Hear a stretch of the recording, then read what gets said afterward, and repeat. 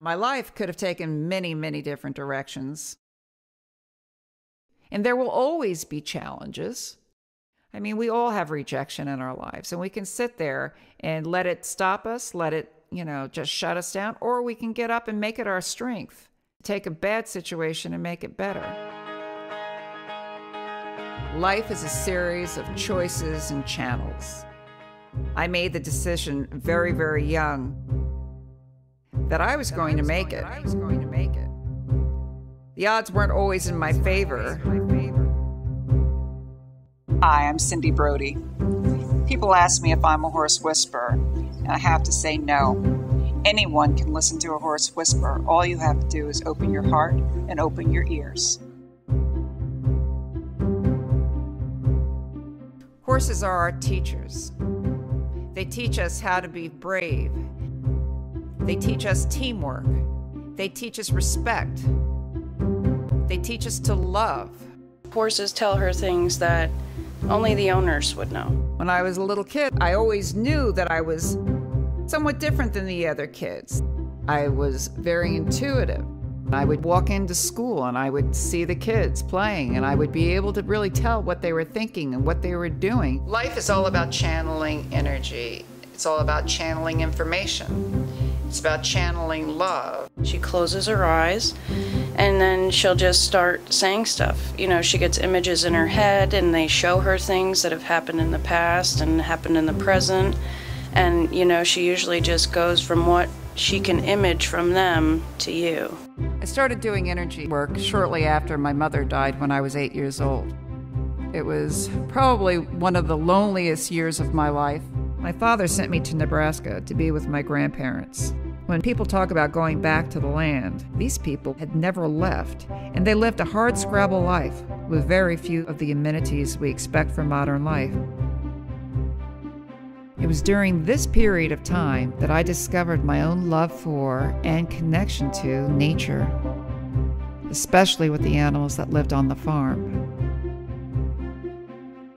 I developed a particular relationship with one of my grandfather's farm dogs. All I had to do was hold my hands up to him, and he would leap into the air. When I would drop my hands, he would sit. I didn't understand what had happened. I kept it my little secret. Why does it work? I don't know. Where does the energy come from? My heart tells me that it's universal light energy, equivalent to love. And to me, love is God. The power of prayer is the power of energy work. Many, many people have intuitive and psychic abilities. My job is to teach people how to be conscious. I didn't believe in Cindy until she actually worked on me. The lovely Jen will be assisting us today. There are a lot of people in this world who think everything is a fluke, but until they see the real deal and they hear the responses from the horses when she's working with our clientele, then they actually get to see what she does in reality. I work with my hands. It's what I do, it's what comes the most natural to me.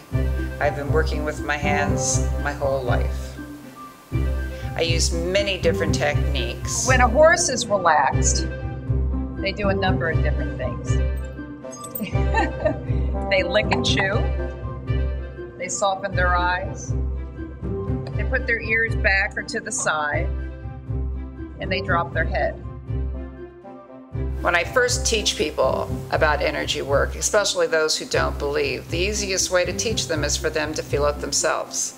So just by simply rubbing hands together, maybe give a little clap, rub them together again, and hold them about an inch apart. And you'll feel a flow of energy. You'll feel a tingling, a wave. Some people compare it to a magnet. And that is the very beginning of energy balancing. Each treatment is different. No two treatments are the same. My hands find where there's blocked energy. I do something called muscle testing, which I put my hand in a peace symbol.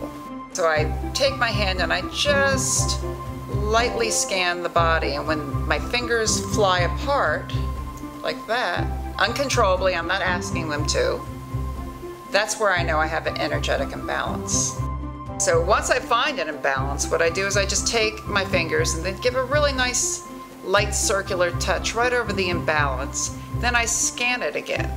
Now if I scan it again and my fingers don't fly apart, I know that I have balanced that imbalance.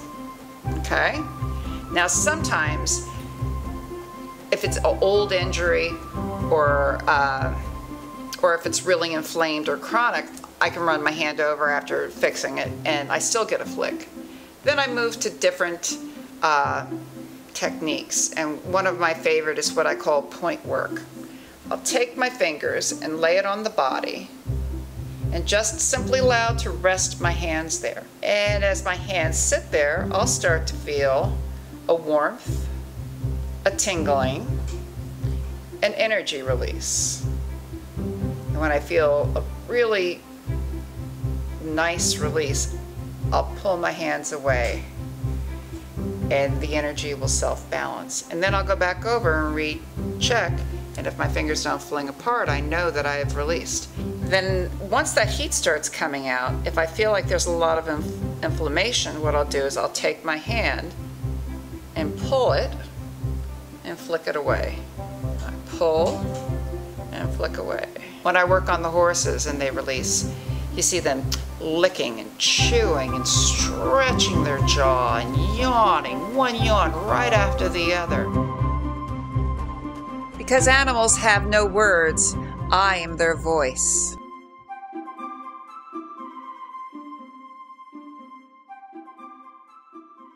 They all love her. You can be anyone you want to be. Our dogs and cats and everything she comes in contact with, they love her. We're all the same. We're humans. Horses tell her things that only the owners would know. It's channeling of positive energy. I can't even express my feelings for Cindy. There is something other than what you see. Anyone can channel energy. It's all about channeling love.